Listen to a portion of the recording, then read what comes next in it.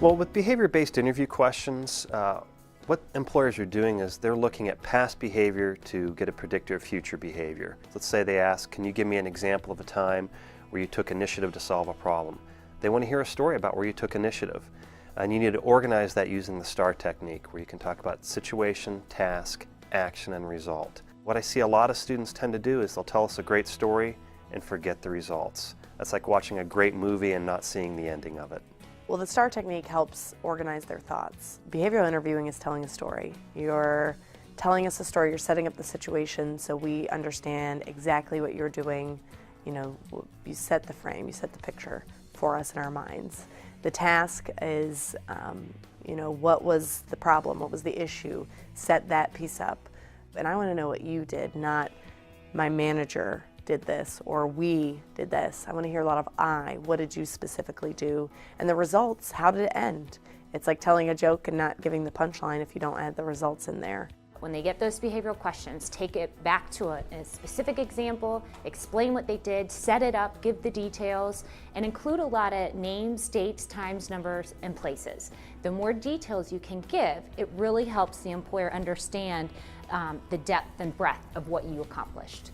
Oftentimes if a student is giving examples that say, we did this and we did that when they're talking about a committee, I will stop them and say, that's great that your committee did that, but what specifically did you do?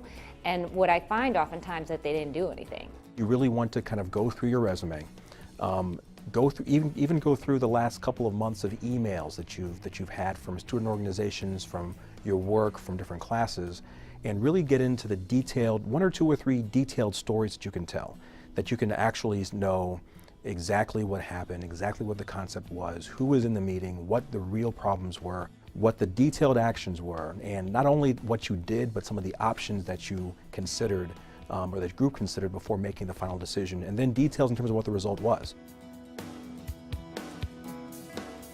Well, David, can you tell me about a time where you set a goal and you thought you did everything possible to achieve that goal but still fell short? Sure.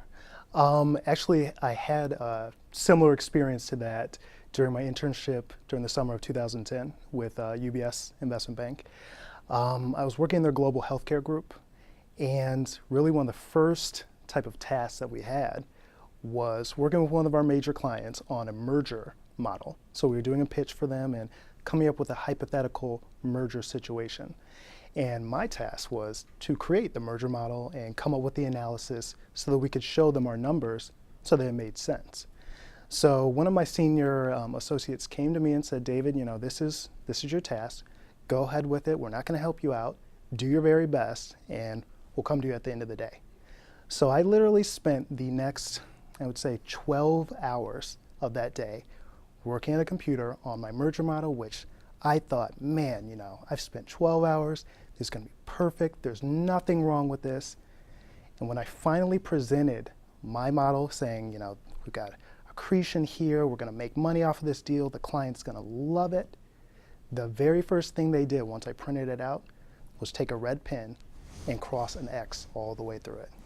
And they said, you did absolutely everything wrong that we were looking for. And although you spent 12 hours, we're now going to have to go and redo this. So me, you know, this is my first week as an intern, sitting there thinking, wow, I spent way more time than any full-time person would actually spend on this. And I did it all wrong. How is this possible? I'm not going to get a job at all. And now all my dreams of doing investment banking are ruined from this one engagement. And what I later realized was the fact that, you know, when you come in, and this is what they told me at the end of the summer once I finally received a full-time offer, when you come in, they understand you don't know everything. You know, you're not supposed to know every single thing about investment banking or your internship in general. When you come in, they want to see that you are putting forth the full effort, you're going above and beyond, and really trying to do your best in terms of what they show you and what they want you to do. So at the end, that same senior analyst who crossed an X directly through, which, you know, I will admit it was incorrect, my work, he later said, you know, David spent half of a day on this model. He didn't give up. He was determined. He was confident in his work and what he thought was right. Even though it ended up being wrong, that same determination was what helped him to really be a perfect candidate for what we're looking for as a full-time analyst. So although I failed, and I definitely did fail, I did my best and I learned from that experience and ultimately got a return offer from UBS. First, the candidate provides information about his project for UBS and the amount of time and work he put into the project, which helps the interviewer gain a real understanding of his efforts and the value of the task. Next, the candidate structured his example using the STAR technique: situation, task, action, results. Situation, explaining his UBS summer internship with the Global Healthcare Group. Task, explaining the merger model he was developing for a client to share UBS's financial expectations for the merger. Action, the amount of time and effort he put into the project. Results, the lessons learned from his mistakes and how he overcame these failures to receive an offer for full-time employment.